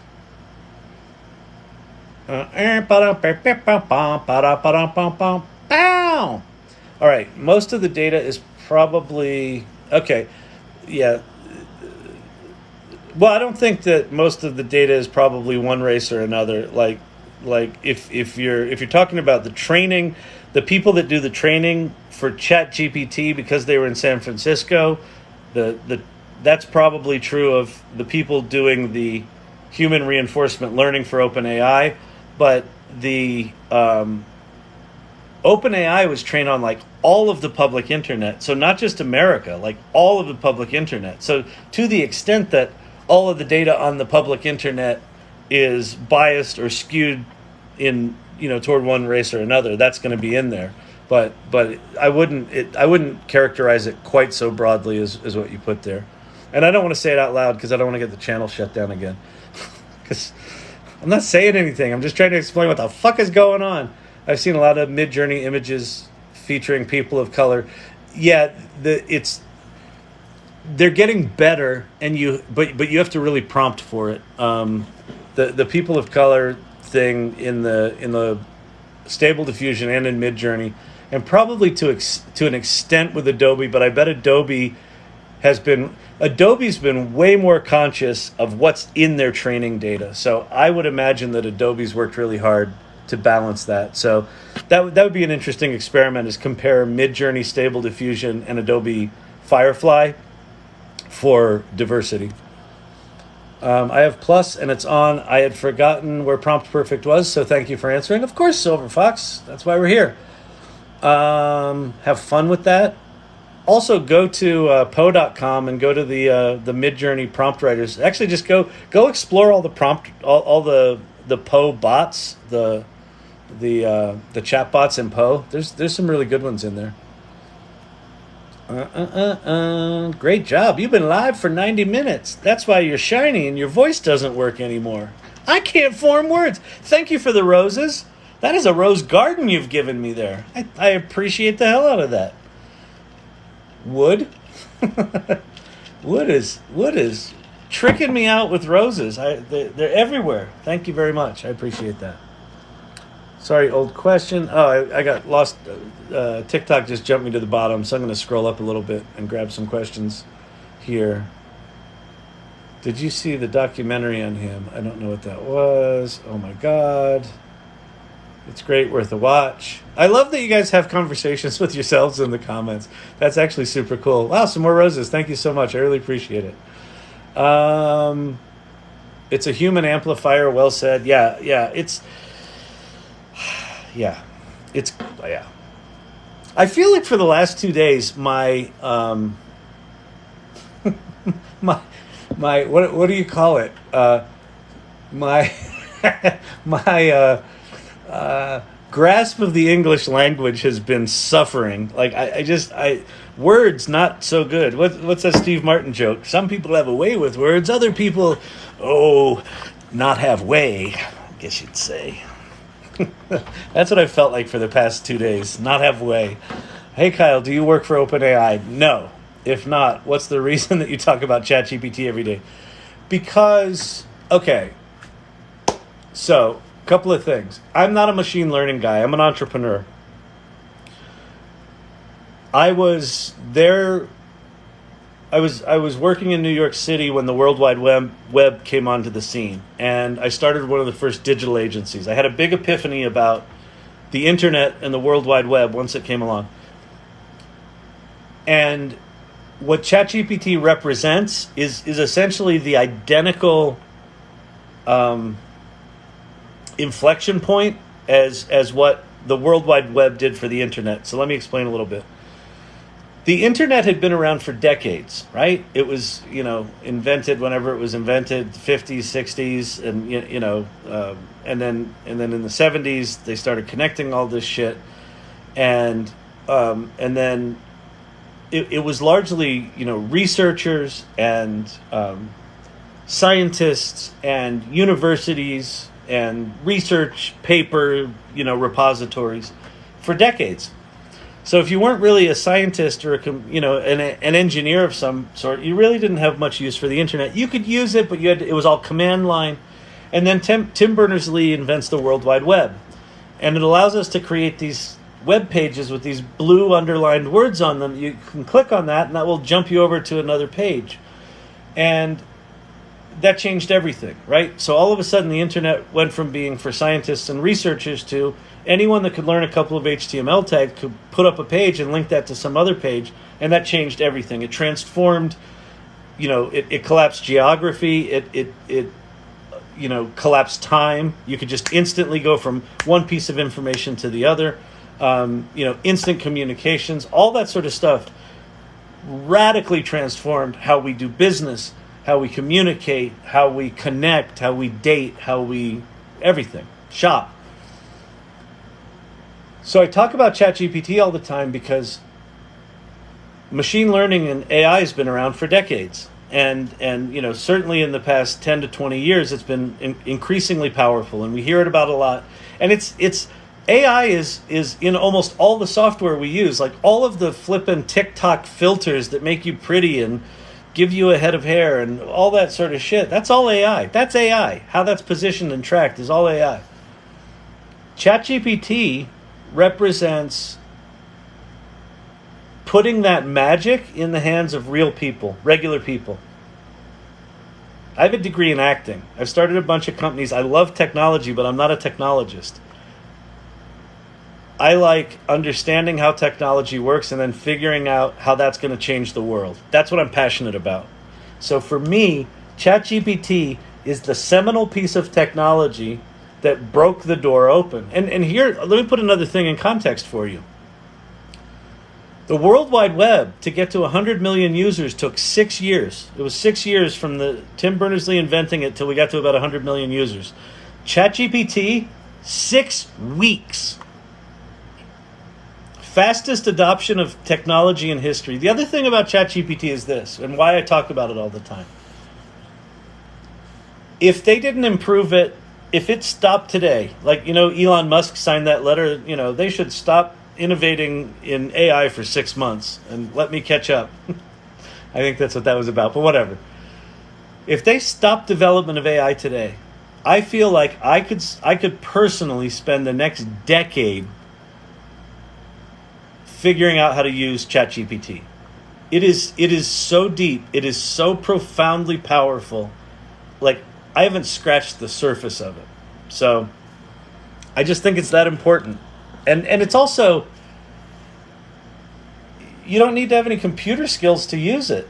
You go to that web address, and there's like a Google box there, and you just type shit into it.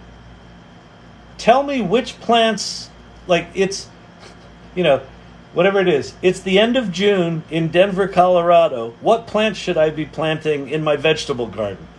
Boom, out comes your answer. Would I have taken the time to go Google that? No, because it would have taken me too long and there'd have been too many ads, and I don't really give all that much of a shit about it. No, but now I got this thing and they'll just give me the answer. Boom, there it is. It's, I don't know, because it's profound. No hate, just curious. I love your lives. Thank you. Yeah, no, it's like, it's a good question. And it's like, I've been thinking about that a lot, actually. Like, at what point am I going to change these URLs? Like there's probably a better prompting library to put up here than this. But this is actually just a pretty good primer. It's got a decent primer in it. And the persona thing where it says act like a screenwriter, act like a stand-up comic, that's pretty good.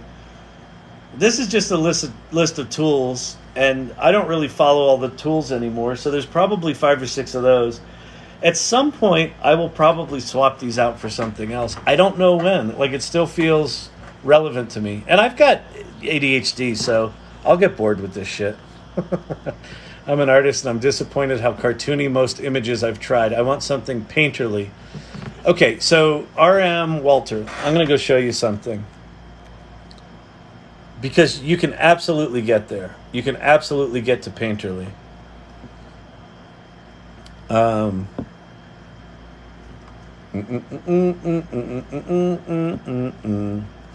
Go to OpenArt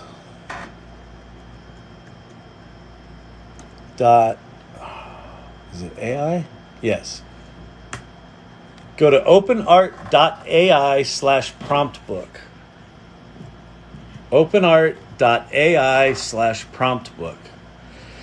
And it's going to take you to this document that's a stable diffusion prompt book. But I think this will help a lot because these concepts are transferable to other things. Like how you actually, put the codes into the tools might be slightly different, but the basic concepts are the same. So there's a bunch of different sections in it. It's a 96-page document. So they talk in general about prompt engineering.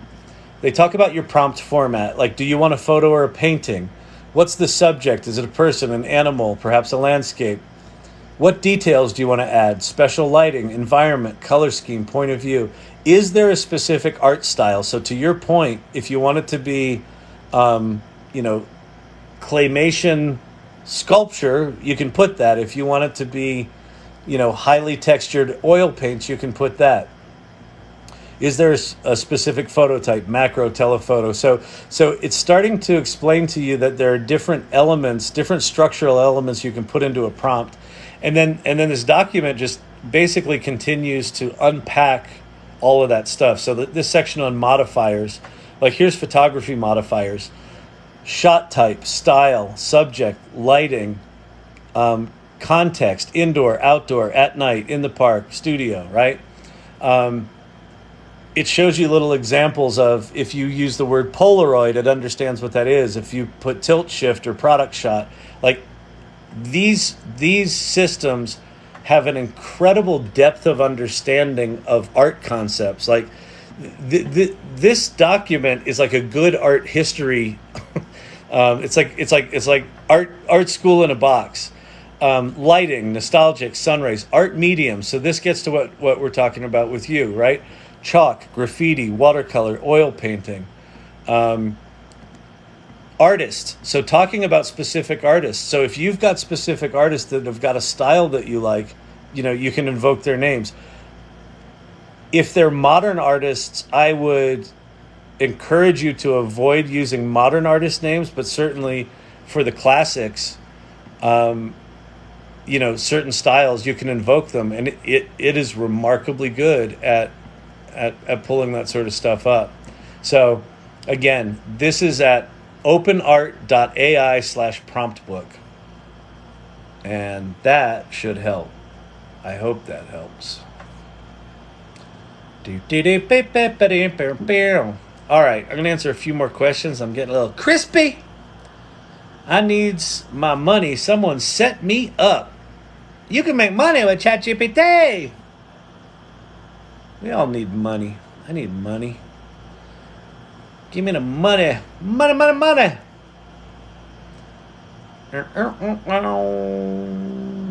I never liked Clippy. Clippy 2.0. Clippy was annoying. I remember Clippy. So annoying. I know. I read today Clippy was back. I think someone created a Clippy chatbot. I don't think it's back within Microsoft. It would be a brilliant move. I mean, quite honestly, if Microsoft relaunched Clippy as not sucking, and quite honestly, I think Apple's got to relaunch Siri as not sucking.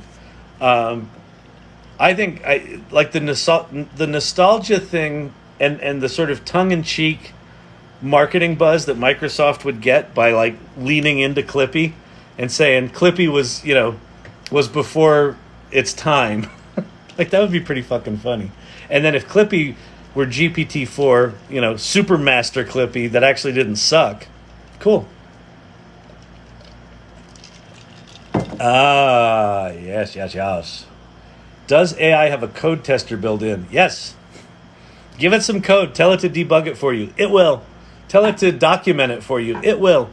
Tell it to write you code. It will. Tell it to take code from this language and refactor it into that language. It will. Now, is it going to be perfect every time? Nope. Because here's the thing about the way the large language models work. It doesn't actually understand what it's doing. What it's doing is a probability exercise. You write a prompt, it comes up with a mathematical weighting that then says, what's the next most probable word after this long prompt? And then what's the next most probable word, and so on.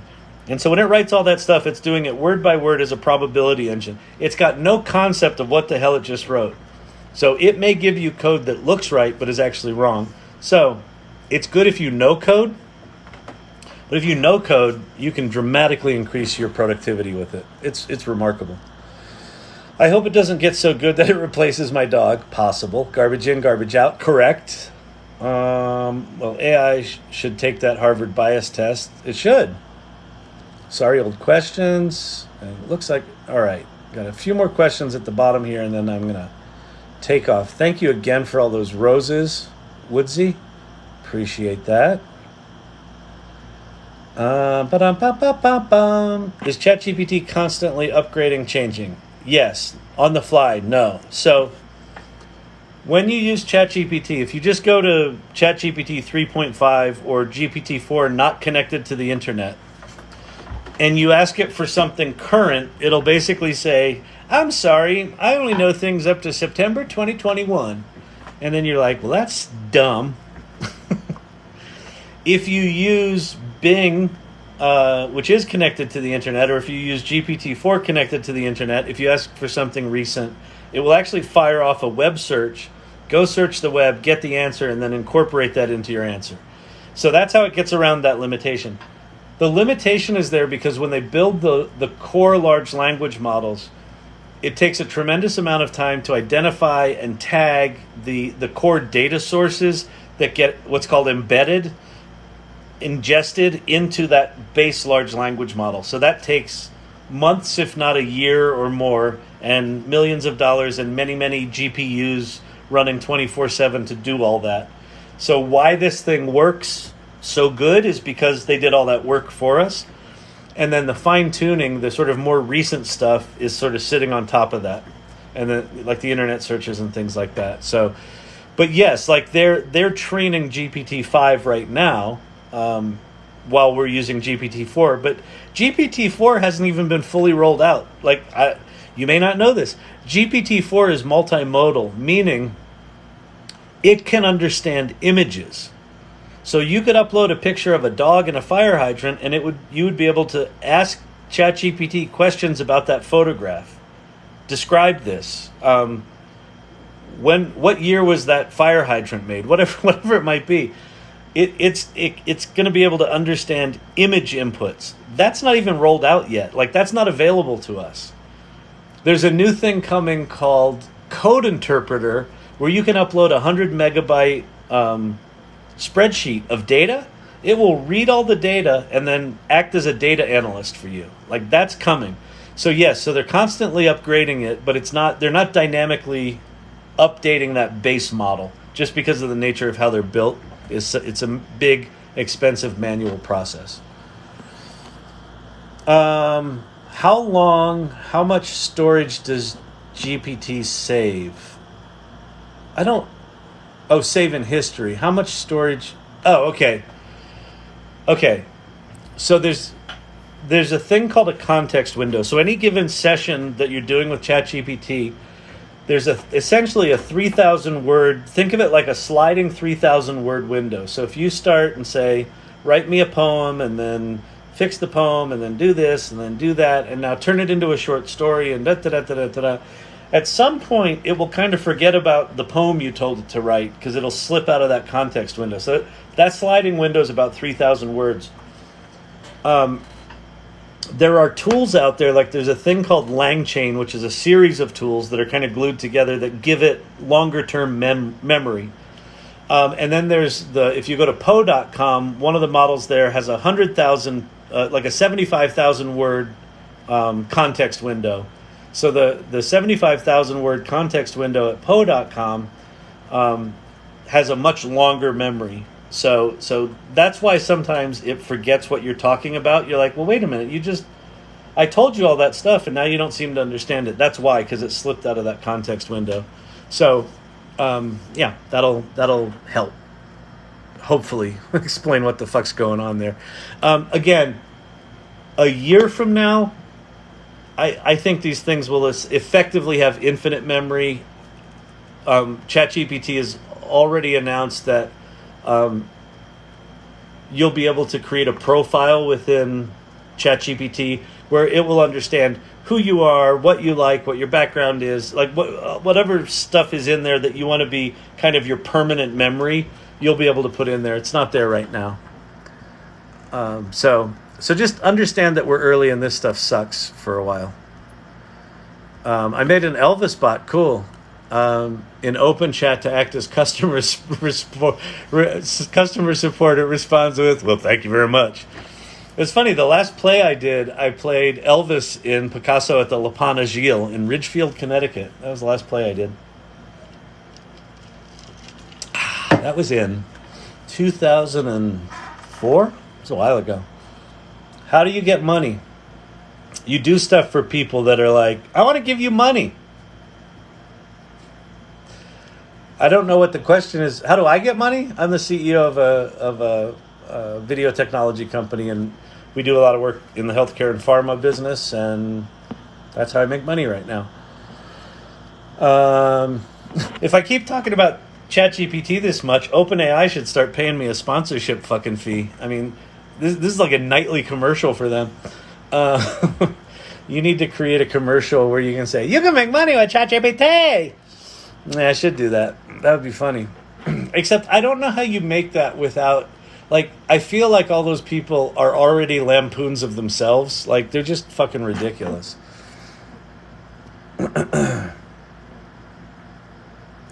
Is there a knowledge update coming? In GPT-5, that's probably not going to be for at least, I'm guessing, a year. Like I don't think OpenAI is interested in speeding GPT-5 to the market. I think they're probably slow rolling it because they're still trying to, they haven't fully rolled out GPT-4 yet. There's a lot there. I mean, the other thing is, if you think about it, when they created ChatGPT, the team put it together in like 2 weeks. It was like a very short project. Like the piece of software that they launched on November 30th was really just a proof of concept that kind of coincided with Microsoft saying, hey, we're investing $1 billion in OpenAI. And then in 5 days, they had 1 million users. And in 6 weeks, they had 100 million users. So I think that OpenAI right now is just dealing with scaling, getting the safety guardrails right, like locking this thing down because so many people are using it. And it, like, this generative AI stuff went from like people talking about it a little bit to all of a sudden it's like the most overhyped thing in the world, and that happened overnight. Like with the World Wide Web, I started agency.com in 1994. It wasn't until like mid 1997 until people really started frothing at the mouth about the internet. And then it wasn't until 2000 that the dot-com bubble burst. So there was a good 6-7 year period where the World Wide Web awareness of it was ramping up. This thing was like overnight. Like it was literally overnight that thing just jumped onto the scene. So crazy. Awesome show, sir. Thank you very much. I appreciate that. All right, a few more questions. It's 9:56. If you make the commercial you just demoed, it'll be the next. Where's the beef? You can make money with ChatGPT. Oh my God! By the way, if one of your questions is how do you make money with ChatGPT, here's the non-smartass answer to that is ChatGPT is just a tool. So is Photoshop. So is Microsoft Word. So is a shovel. So is a lawnmower. So the answer to how do you make money with ChatGPT is actually identical to how do you make money with any other tool. How do you make money with Photoshop? Well, you get good enough at Photoshop that you can solve someone's problem well enough that they're willing to pay you for it. I can take your photographs and make them suck less. Will you pay me for that? Sure. Here's $50. Great. Here's your picture. If that's a good experience, you got a business. If you suck at Photoshop, you got $50. Time to move on. Same thing with this. Now, here's the difference with ChatGPT. With Photoshop, you actually have to have some talents and skills.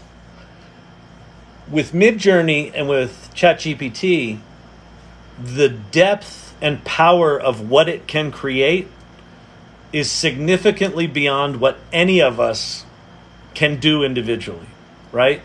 So I could write, in the next hour, I could write a plausible research paper on a subject I know nothing about, on mathematics or on physics or on, I don't know, organic gardening techniques, or on shit that I know, marketing plans, storytelling theory, like, and then I can go to Midjourney and I can, or Stable Diffusion, and I can create sophisticated images, even though I don't have the talent to do that. So that's the difference with it, is that, again, it's a humanity amplifier. So it can take whatever you desire to do, and it can do it really, really quick. So that's how you make money with ChatGPT, is you figure out a problem to solve. You take something that you've got knowledge about or something that you've got passion about, and then you figure out which of these tools can help you do that faster, better, or cheaper than the next person down the line.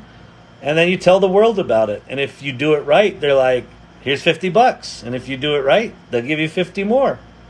And if you get 10 of those, then you can charge $500. And if you get 10 of those, maybe it's 5,000. And then you have a career or you have a job. So I know nobody asked me, how do you make money with ChatGPT? But we did start with the commercial. You can make money with ChatGPT. So Amelia's wife hears it in her sleep. That's funny.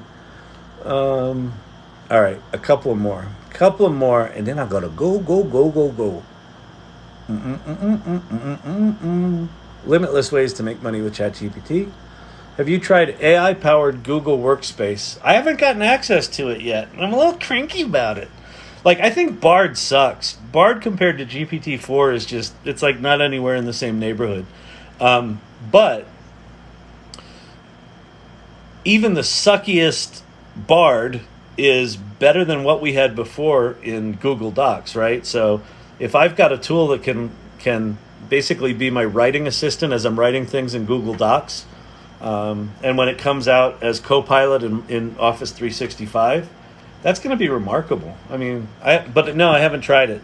When it gets truly integrated into the tools we use, like Photoshop's generative fill, is really just a natural extension of, if you've ever used Photoshop and you know how to make a selection and invert it, and you paint shit outside of the thing that you were doing before. Like, anyone who's used Photoshop has done that.